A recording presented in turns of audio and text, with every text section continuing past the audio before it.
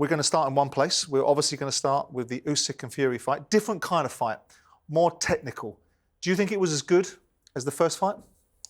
Well, for the purists, definitely so. Like, you know, when you watch what happened in the first fight and how that unfolded, Duke, you will understand this. Rematches, normally, because they both knew what they were going into, it's obviously going to be a little bit more standoffish because they know that one false mistake and it's like checkmate. They don't want to make those little... Like, there was minor adjustments from both guys.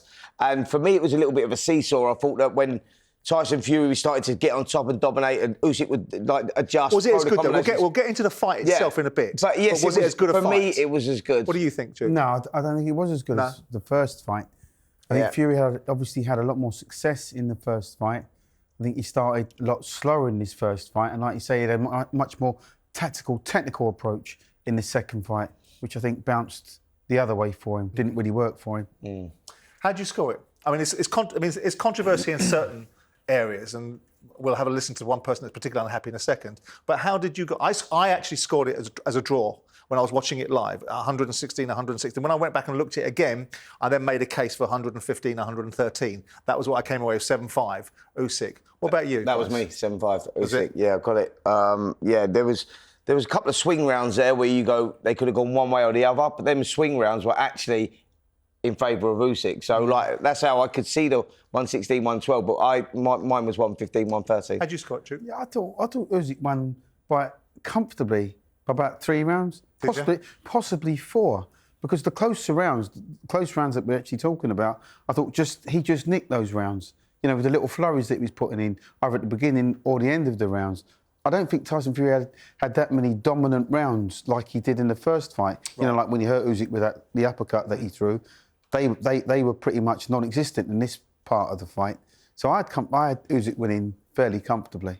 I'll tell you one person who was unhappy with scoring was Frank Warren. Let's have a listen to what he had to say. The facts of the matter is one judge did not give Tyson a round from 6 onwards. How can that be? Is he blind? And then the other 2 judges each gave him 1 round from round 6 onwards. What fight are they watching? I'm sitting next to Oscar De La Hoya, who's a neutral, who had him winning by 3 rounds. I thought it was at least 3 rounds. Bob Arum had him winning by more than that. Everybody along that road there, and Usyk's people were sitting there, and I'm telling you, they were despondent. Is there anything you can do about it then? I mean, obviously, Oleksandr... Tyson, both fighters sacrifice a lot. They train very hard and give everything they've got. But, that was never the score in a million years. Never in a million years. Are you going to let Tyson settle and not hassle him about what he wants to do? Yeah, with anything with Tyson. I mean, I'm going to see him now in the dressing room. It's a liberty. So, clearly an unhappy Frank Warren. The difficulty for Frank is that all 3 judges scored it the same way. Yeah. And even the impartiality of an AI-based judge scored it in a certain way and gave the margin wider to Usyk. By Frank's logic, he would have Tyson winning 4 of the first 6 rounds. I'm not entirely sure that's right either. No. Where are you with what Frank's just said? So I had Tyson winning 3 of the first 6, right, and I had him winning 2. 2 of the next 6. 2 of the next 6, at 9 and 10. And I think that Usyk done what he does best, like it's those championship rounds. That's when he turns it on, and he done it for me again there. After 10 rounds, I had it all level. What do you think about? What do you think about? I mean, Frank is obviously batting for his man. It's an emotional moment after the fight. And I would always give Frank latitude. I think he was right when he talked about the challenge that Daniel Dubois had in the Usyk fight, and right to be outraged that Usyk was given 4 minutes to recover from what I didn't think was a low blow. In this one, I think he's on a bit of a fishing expedition. Yeah, listen, for me, there was only one winner because what Fury said he was going to do, he didn't actually do it. Yeah. He said he was going to rip this guy's head off and he was going to take the fight to him and he was going to lean on him, hit him and do what was ever necessary to win the fight. But there was no point in this fight. He was going to bring pain, is what he said. Yeah, and there was no point in this fight, Simon, like he was in the first fight, where he went after Usyk. You know, he did hurt Usyk, obviously, in the first fight with the uppercut, but they were pretty much non-existent in this fight. And I'm not really so sure what the argument is about. You can't really force a third fight between these two because Oleksandr Usyk's won both of them. Absolutely. And I thought he dominated this fight, or he won this fight a lot clearer than he did the first fight. Even though he damaged Fury in the first fight, I don't think he had the same damage in this fight. No, there was no physical damage to him, and it didn't hurt him that way. But The way he outboxed Fury, you could see the adjustments that he's made very, very clearly. He just stayed on the outside, and every now and again he'd nip on the inside, throw a nice combination, and then he got out again. So there was no point where he was hit, he was hurt, he was buzzed or anything like that. For me, I just thought he 3-4 rounds comfortably. Well, let's hear what the fighters have to say, starting with Tyson Fury. I felt a little bit of Christmas spirit in there, and I think he got a little Christmas gift from them judges. Christmas gift early. I felt I won the both fights, like this Australian lad here. He thought I won both fights too. I don't know what I've got. Well, obviously I know what I had to do, knock him out to get a decision. But do you know what? It's boxing, and it happens. And there's no doubt in my mind I won the fight, and that's it. Uncle Frank, I think, blind. If Tyson say it's Christmas gift, okay. Thank you, God. Not Tyson. Thank you, God. Thank you, my coach, Yuri. Thank you, my coach, Kuba. Thank you, my team. Listen. Frank crazy man, you know? I think. That's my opinion. Okay, no problem. I win. So they both think they won the fight. Dignified as always, Oleksandr Usyk. There's a different class about him, I have to say, than Tyson exhibits at times. Let's look at the fight now, and let's start with how they entered the arena and the ring walks. When I watched Tyson Fury come in to Mariah Carey, I know you can't read too much in this, but I've seen Tyson Fury come in with, Spartans and attitude. And then the big thing I was watching for and waiting for was not him singing, the Christmas song about Mariah Carey, was the stare across the ring. And the big thing that took me back was the fight with Deontay Wilder, the second fight, where Tyson, because Tyson looked like Rasputin in the ring and with his beard now, I wanted to see this intimidating, maniacal stare from Tyson Fury that he gave Deontay Wilder, which was basically, there's real menace here. And I didn't see it. I saw the attempt at it. And the moment I saw that, I thought to myself, hang on a second, I'll put some money down on Tyson Fury. I think I might be on a sticky wicket. What did you make of the demeanour of both fighters coming into the ring? Listen, I think the demeanour of Tyson Fury was one of which he had all week, where he was sort of like not engaging with anyone. He wasn't he was quite subdued in his approach with everything. But every time that I actually saw him, there was it's hard to explain really, like when you're going, it's like a nervous type look. Where he's not like nervous, but you could see, you knew that he wasn't bouncing off there the wasn't balls. that. He didn't have that urgency, exactly. that killing instinct. You knew there was something there. When Oleksandr Usyk walked in, he was oozing confidence, and you could feel the presence. Right. You could feel the aura around him. That was even when he walked in at the press conferences,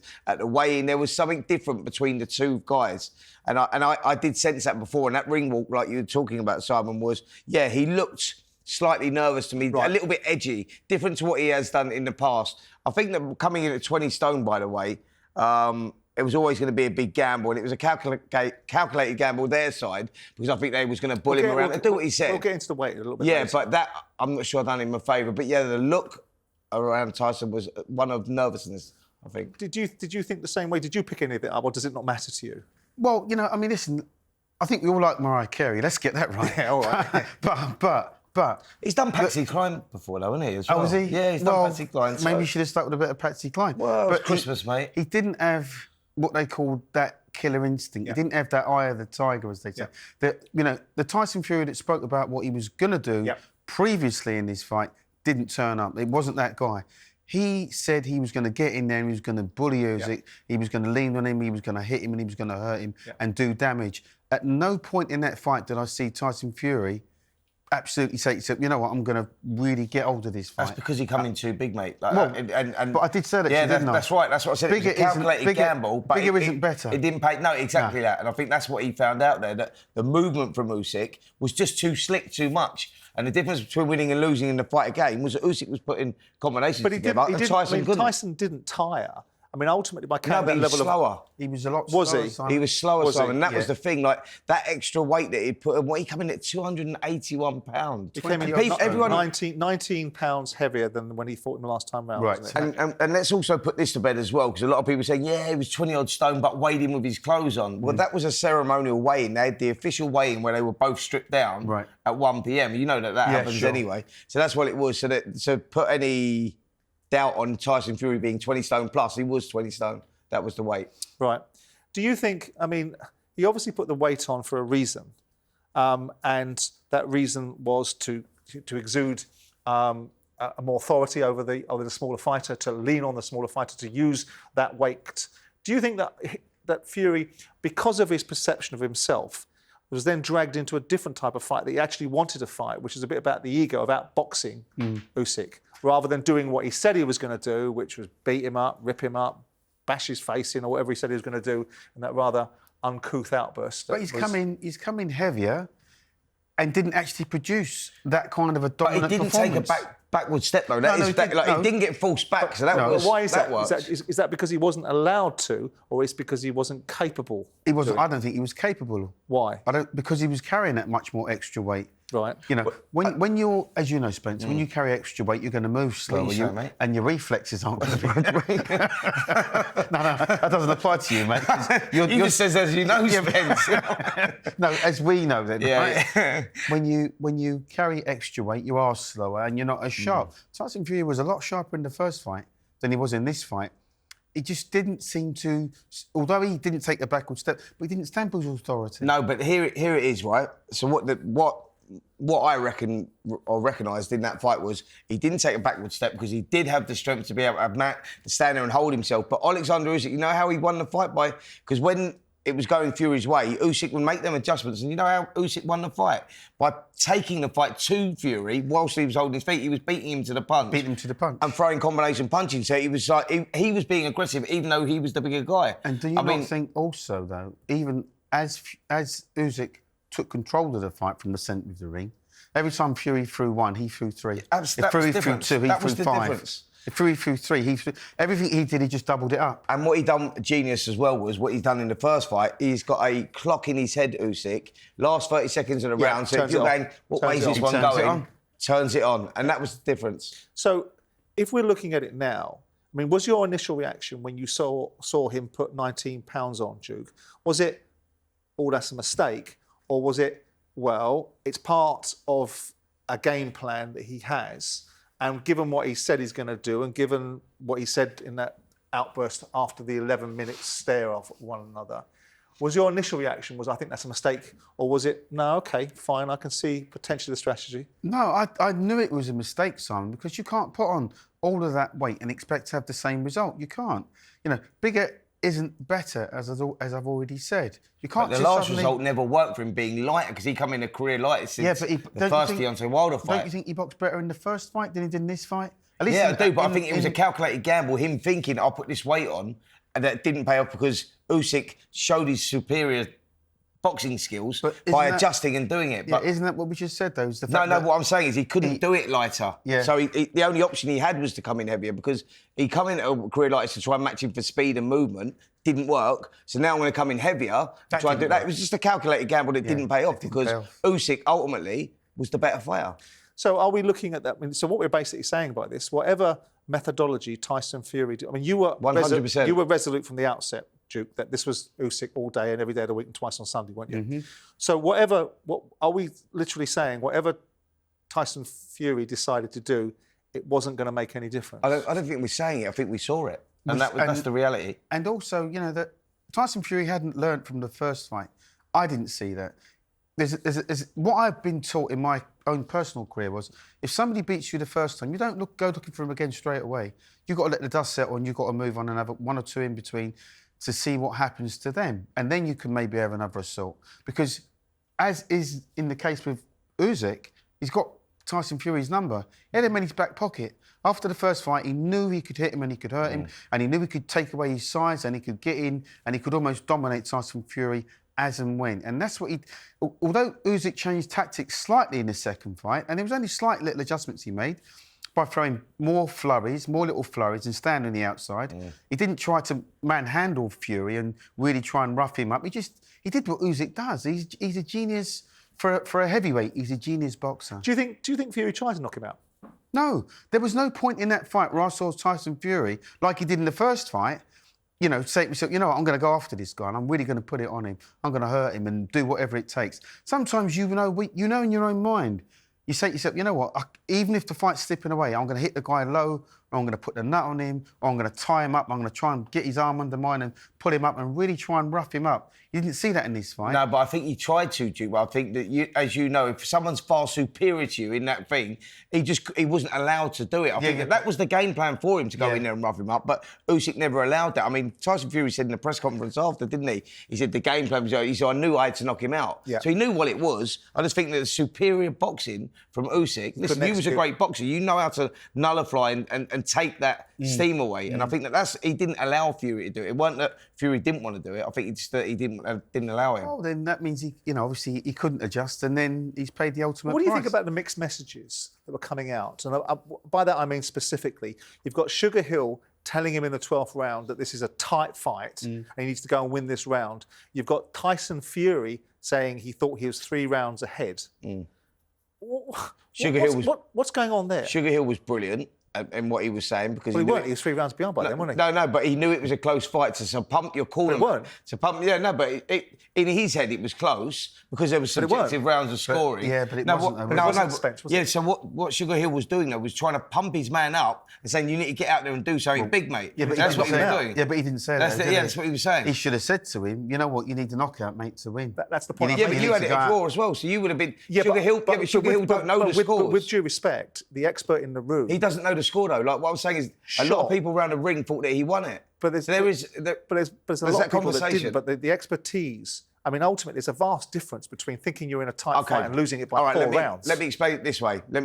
When you're emotionally involved and invested, the rounds that are going close, that are the swing rounds, you go, SugarHill might be thinking, well, another one in the bag. Because he's in that moment. So what I'm saying is, at that point of going into the 12th round, you could see that SugarHill saying, this is close, you need a big round. Well, it's not like you need to knock him out. You need a big round. Do you buy that, Duke? I mean, he's the expertise in the corner. He has to be the calm head. He's not the judge though, is he? That's the point. But hang on, just in my opinion, I think what SugarHill should have been saying to him was, you need this last round. Yeah, and a big round. You need a big round. He did say it in a roundabout way, though, didn't he? No, but you've got to be more direct. He did. No, he didn't. No, what do you mean more direct? Well, hang on, if he's saying it's tight, Tyson Fury knows he can go into that round and just not lose that round. Not lose it. And in the real instance, he needed a 10-8 or he needed a knockout. Do you not think that he was showing emotion in that corner and saying, we need a big round here. You need a big round here. If that's not enough to motivate you to get out there, this fight's close. You need a big round. I mean, what else was you going to say to him? But the point is, there's also I'm saying, what knock him out. I think he should. Yeah, the only thing he didn't say was knock him out, but he said it in a roundabout sort of way. Yeah, but you can't be That's what I read. But you can't be roundabout, can you? You need a big round. Get out there. You've got to be. His corner man should be saying to him. Tyson Fury, whether it's bullshit or not, after the fight, tells everybody that he thinks he's won the fight by 3 rounds. Yeah. So the fighter himself. Hang on. Yeah, go on. Hang on. So the fighter himself thinks he's in front in the fight. Yeah, which his trainer's saying to him it's a close fight and giving him some urgency, but not the ultimate urgency. You're saying that the trainer can't score it because he's objectively or emotively invested. Fury's emotively invested, but saying he's 3 rounds ahead. It was close. Who did know that? No. What I'm saying is, hold on. Let me break this down so I can get my point over correctly here. He thought it was close, SugarHill, going into the 12th round, right? He thought it was close. He might have been a round behind. But it wasn't. But he thought it was. But it wasn't, Spence. You just said it was a draw the fight, so you thought it was close. Yeah, but fuck what I think. I'm talking about the trainer and I'm talking about the fighter. But people read fights differently, don't they? Like, you might have a geezer winning a round. What I'm saying is the trainer himself, at that moment, thought it was tight, and the instructions he was giving him was, go and have a big round. But he's invested in his answer.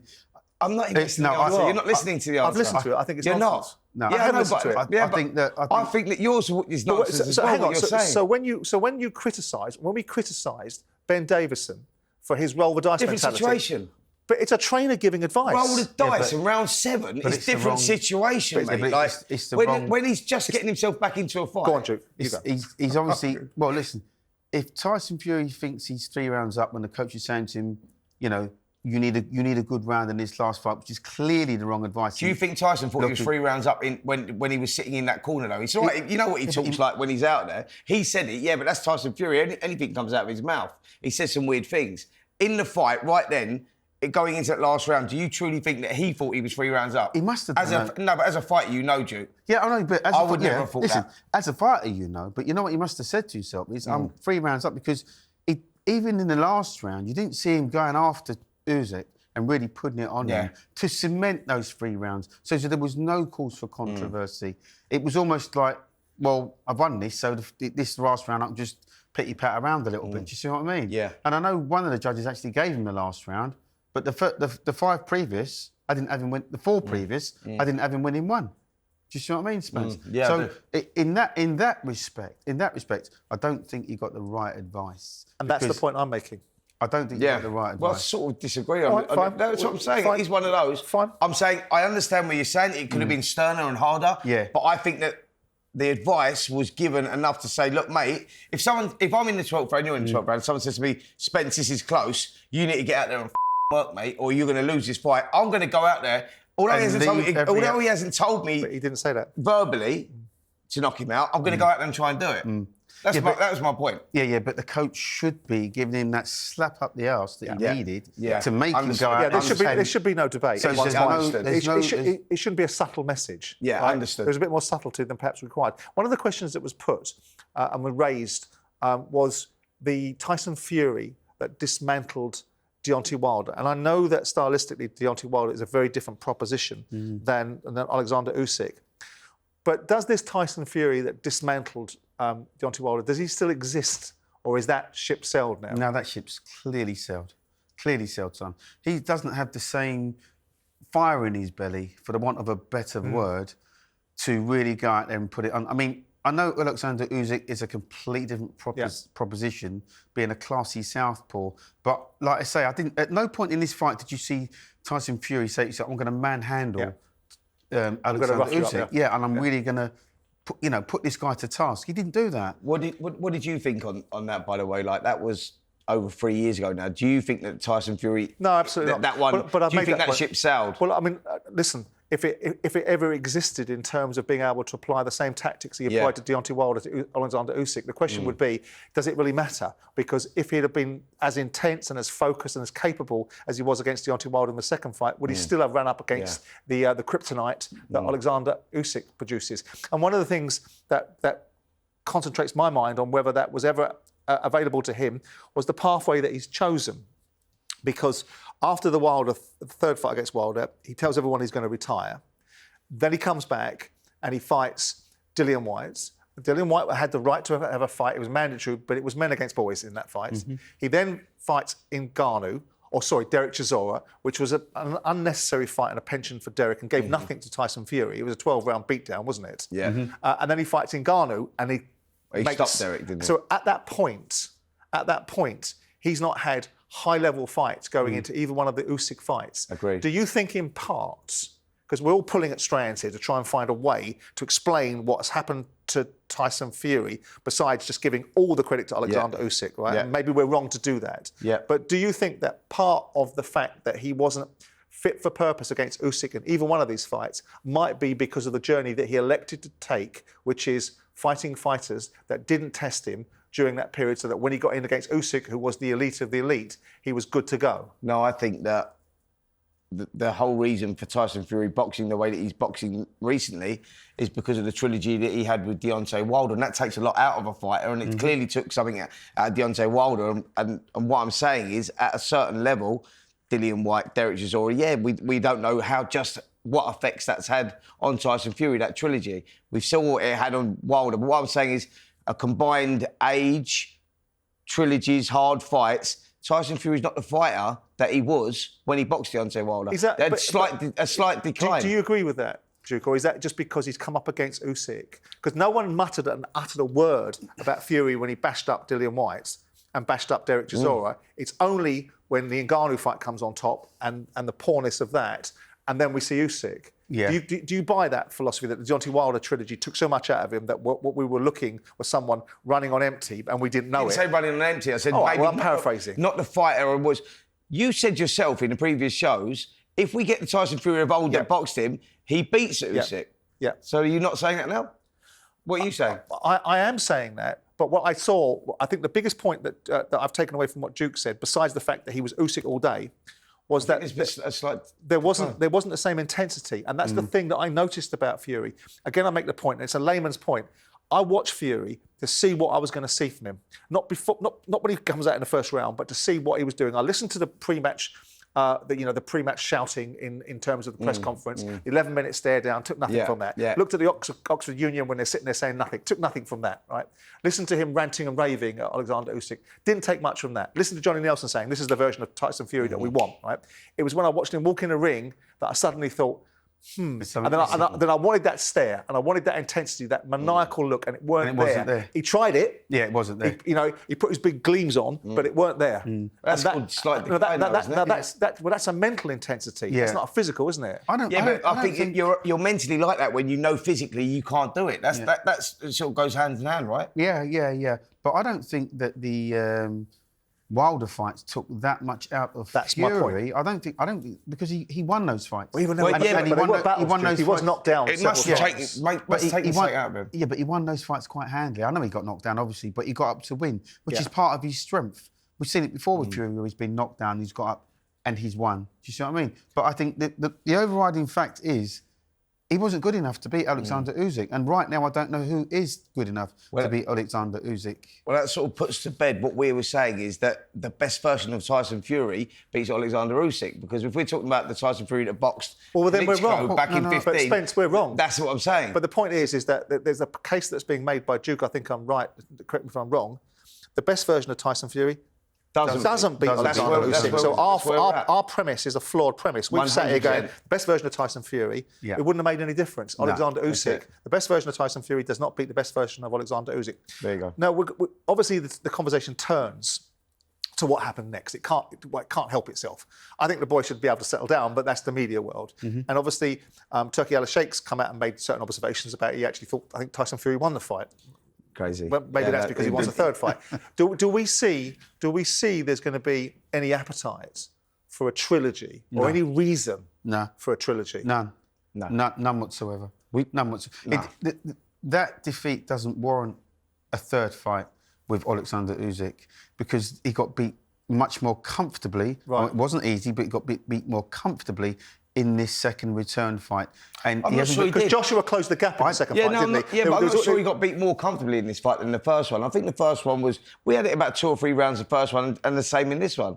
I think it was a different fight, but I don't think he got beat more comfortably. I think it was a very competitive fight. Duke's point, I think, is that in the first fight, Fury gave Usyk more trouble. He gave him more trouble. And the second fight, he gave him very little. This was more comfortable for Usyk because he wasn't allowed to do what he wanted, but he did what he wanted. Do you see what I mean? Yeah, he controlled it. He controlled it. Because people make a case for the third fight with Joshua and Usyk once upon a time because Joshua closed the gap. And the first fight, he fought completely the wrong fight, so there was always going to be a benefit of being able to close the gap. But he closed the gap in the second fight.